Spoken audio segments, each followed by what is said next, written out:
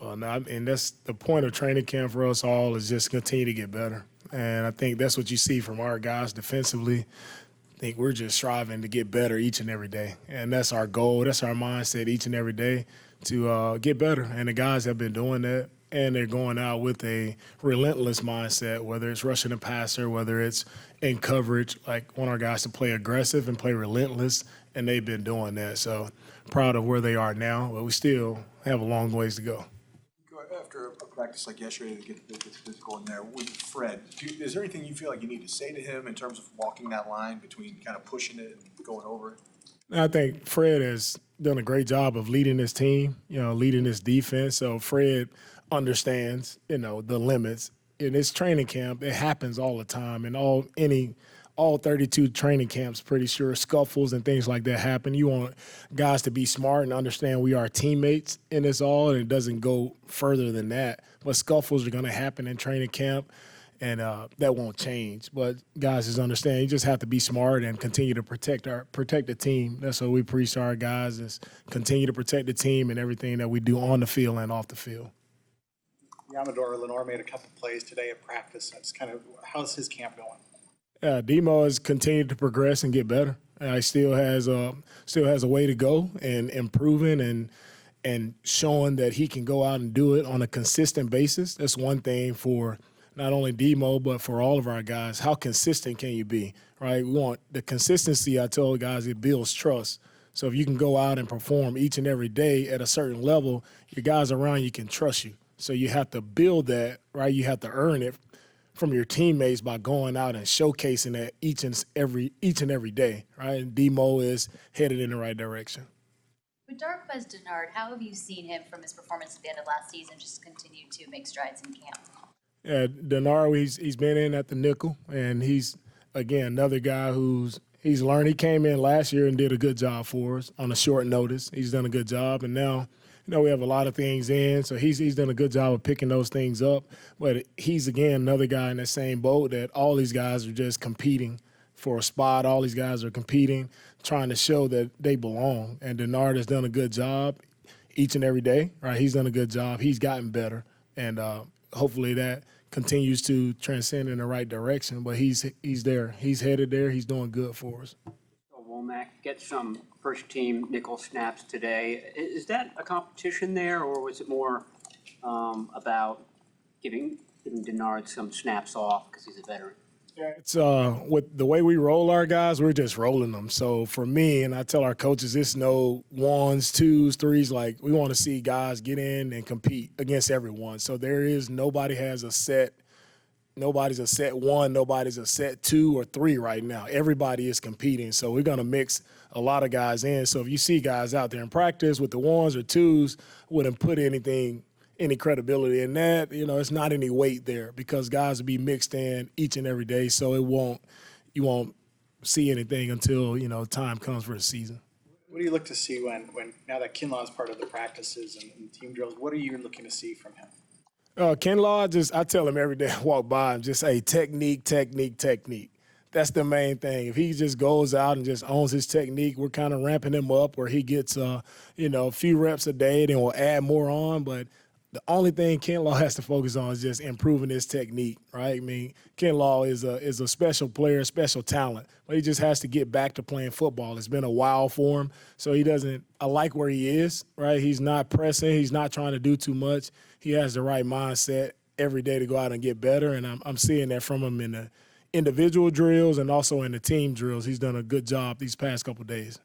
Outside of those individual competitions, what are the biggest things you're looking to see at this point in camp? I think the biggest thing right now is camp is, we have a lot of things in defensively. So the thing for me is who can handle it mentally, right? At this point in camp, you're tired, right? It's been long days, you're tired. Who can still handle it mentally in the meeting rooms and on the field? Going out and performing when you are tired, you are worn down. Can guys still go out and perform, communicate at a high level? That's where I'm looking at for training camp right now. Can you speak to how long it typically takes a player to reach that level of consistency where the concepts and the technique and being able to play fast all comes together? I think it's different for each player. Each player, right, depending on their processing, how they learn it, right, I think it's different, right? Some guys get it quicker than others. Some guys it may take, 2 years to get. Some guys get it their first year. So it's all dependent on that player and also how much time that guy's putting in, right? Not only when they're with their coaches, but how much time are they putting in by themselves studying. And when you can see that when guys come back and they perform at a high level, you can tell the guys who've been watching film and studying on their own, learning from their previous mistakes, and actually getting better. What kind of interaction have you had with Trey Lance through camp, whether it's on the field or just crossing paths out here? I mean, you tell him we're coming after you, we're cover zero or nickel blitz? Nah, it's just been for me and my interactions with Trey. I just always try to encourage him. Right? I think he's been doing a great job. So anytime I am in passing with him, it's always just a word of encouragement to keep going because I think he is really doing a great job of really taking hold of our offense and leading those guys. You just see him growing as a leader. Right? You see him getting better. I'm encouraged by that and just want to keep encouraging him and understand that we're all in this thing together. As a defense, I want to make sure he has short fields to work on. So make sure our guys are playing at a relentless level, attacking the ball to put him in short field situations to help him out. Right? We surround him the right way. Right? He should be good. Williams said that, you guys know their plays, with formations, everything that the offense is running, and that basically whatever Trey gets, he's worked for. Do you notice him making adjustments, doing things like that?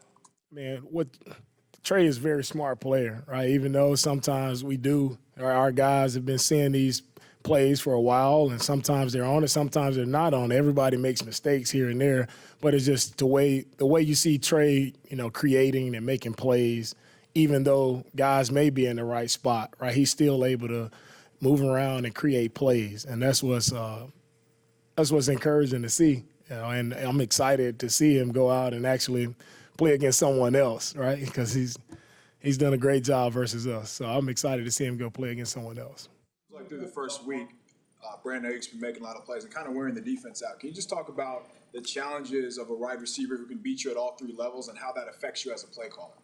Yeah, BA, I think he's done an exceptional job of just getting better at his technique, right? And the thing you love about BA is just the contested catches that he makes, right? It doesn't matter, guys are in tight coverage on him. They're competing. They're where they're supposed to be. But when the ball is up, he just goes up with aggressive hands, comes down with the ball. So it's fun to see the competition that goes on with BA and our corners, our safeties.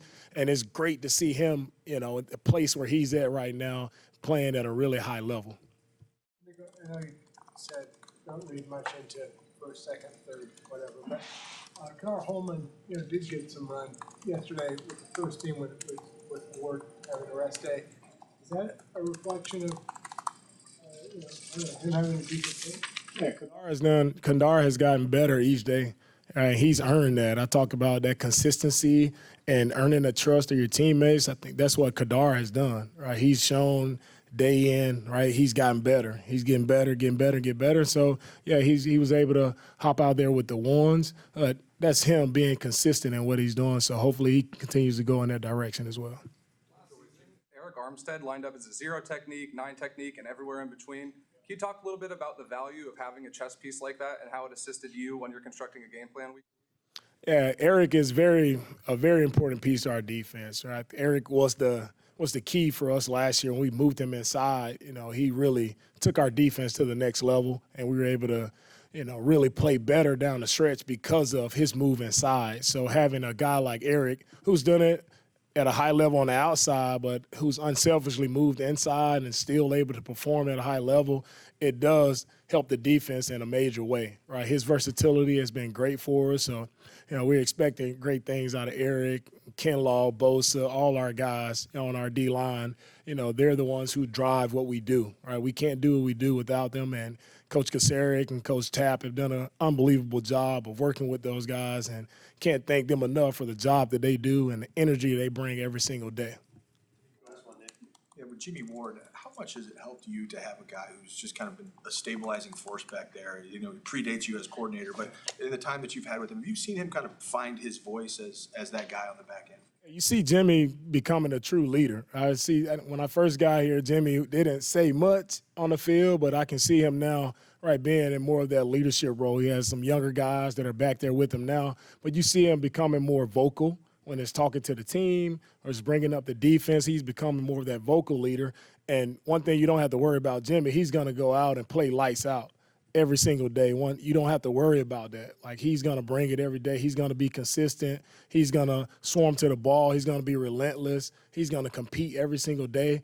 And when you have a veteran guy who's been in the league for 9 years and he's done it at a high level and he does it at practice every single day, it just makes the guys around you better. So I love the competitive spirit and the energy that Jimmy brings to practice every single day. And then he goes out in the game and he's that same way, right? He's one of the best safeties in his league, and I'm happy to have him on our side. Thank you, guys. Thanks.